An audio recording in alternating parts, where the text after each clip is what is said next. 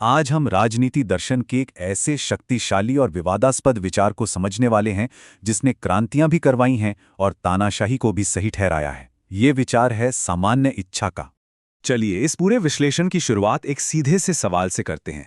जरा सोचिए, अगर कोई कानून सबकी भलाई के नाम पर बनाया गया है लेकिन आप उससे सहमत नहीं हैं और फिर भी आपको उसे मानने के लिए मजबूर किया जाता है, तो क्या आप सच में आजाद हैं? यही सवाल हमारी आज की चर्चा के केंद्र में है। अब देखिए, ये सवाल कोई नया नहीं है। सदियों से दार्शनिक और नेता इसी दुविधा से जूझते आए हैं और ये हमें इस बात पर सोचने के लिए मजबूर करता है कि स्वतंत्रता का असली मतलब है क्या। ये असल में एक बहुत ही पुराने टकराव की कहानी है। एक तरफ है एक व्यक्ति की अपनी इच्छा और दूसरी तरफ है पूरे समाज की जरूरत। और इसी टकराव की वजह से आजादी के दो बिल्कुल अलग अलग मतलब हमारे सामने आए हैं।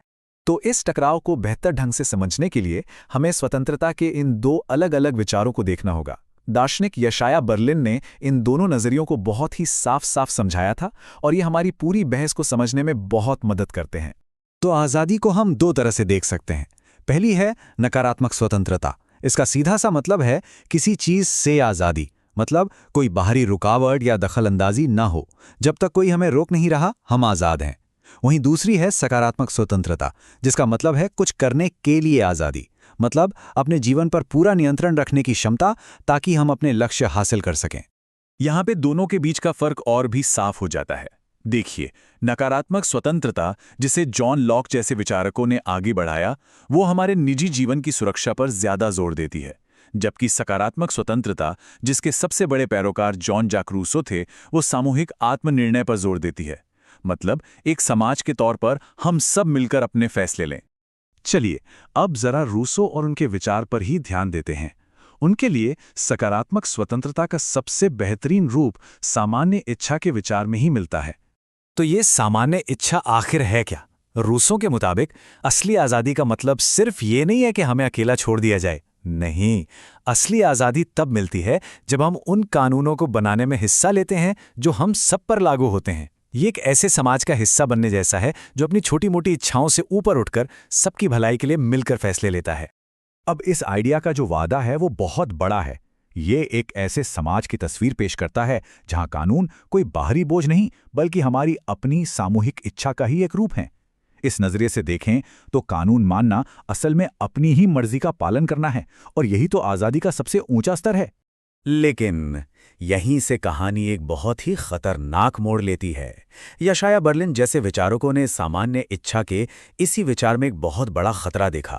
उन्होंने चेतावनी दी कि ये आज़ादी का रास्ता होने के बजाय तानाशाही का सबसे बड़ा हथियार भी बन सकता है।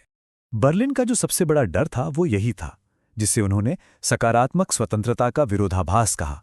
मतलब उन्हें डर था कि सबकी भलाई या लोगों के असली हितों के नाम पर कोई तानाशाह उन लोगों पर अपनी मर्जी थोप सकता है जो उससे सहमत नहीं है। सोचिए, ये होता कैसे है? Step by step. पहले तो ये कहा जाता है कि आपकी असली इच्छा आपकी नहीं, बल्कि पूरे समूह की इच्छा है। फिर कोई नेता या सरकार दावा करती है कि सिर्फ वही जानती है कि समूह की असली इच्छा क्या है। इसके बाद जो भी उनसे असहमत होता है उसे गुमराह या नासमझ बता दिया जाता है, और आखिर में राज्य उन्हें सही रास्ते पर लाने के लिए जबरदस्ती करता है, यानी उन्हें आज़ाद होने के लिए मजबूर करता है। और देखिए, ये डर सिर्फ बर्लिन का नहीं था। जेम्स मैडिसन जैसे अमेरिकी संस्थापकों ने भी बहुमत की तानाशाही के खिलाफ चेतावनी दी थी। वो जानते थे कि सिर्फ इसलिए कि ज्यादातर लोग कुछ चाहते हैं, इसका मतलब ये नहीं कि वो सही ही हो, बल्कि ये व्यक्तिगत आज़ादी के लिए सबसे बड़ा खतरा भी हो सकता है। और ये बहस हमें सीधे आज के दौर में ले आती है। ये सदियों पुरानी दार्शनिक बहस सिर्फ इतिहास की किताबों में दफन नहीं है।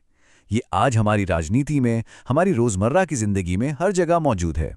जरा सोचिए इनके बारे में। सार्वजनिक स्वास्थ्य के लिए बनाए गए नियमों पर बहस, ये सामूहिक भलाई बनाम व्यक्तिगत पसंद की लड़ाई है। टैक्स और सामाजिक कल्याण पर चर्चा, ये सामाजिक न्याय बनाम निजी संपत्ति का अधिकार है। राष्ट्रीय सुरक्षा और पर्यावरण के नियमों में भी यही टकराव दिखता है। हर मामले में हम एक ही बुनियादी सवाल से जूझ रहे हैं, व्यक्तिगत अधिकारों और सबकी भलाई के बीच सही संतुलन कैसे बनाया जाए। तो आखिर में बात घूम फिरकर एक ही जगह आती है, संतुलन। ये एक ऐसा संतुलन बनाने का काम है जिसका कोई आसान जवाब नहीं है। कोई भी समाज ना तो पूरी तरह से व्यक्तिगत आजादी पर चल सकता है और ना ही पूरी तरह से सामूहिक इच्छा पर। असली चुनौती हमेशा से इन दोनों के बीच सही तालमेल बिठाने की रही है। और ये हमें एक आखिरी और शायद सबसे जरूरी सवाल पर लाकर खड़ा कर देता है। अगर हमें सबकी भलाई के लिए काम करना है तो ये कौन तय करेगा कि सबकी भलाई आखिर है क्या? क्या बहुमत तय करेगा, क्या विशेषज्ञ तय करेंगे, या फिर सरकार? ये एक ऐसा सवाल है जिसका जवाब हर समाज को खुद खोजना होगा।